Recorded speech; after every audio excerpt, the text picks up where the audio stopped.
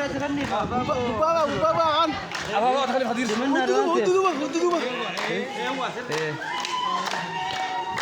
Namanya ada begitu.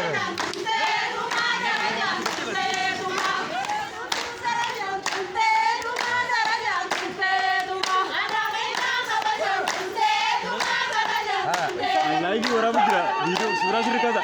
Ambil sama jam saya.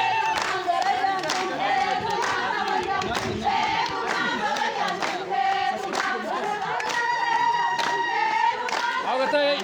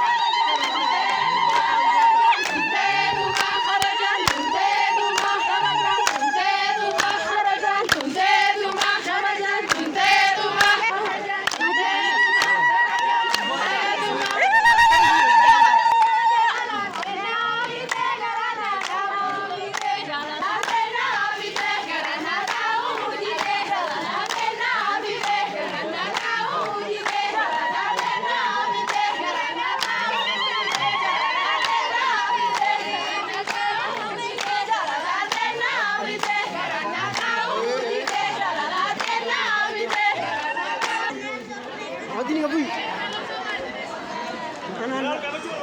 Akanan umat awal. Gabu lagi kan.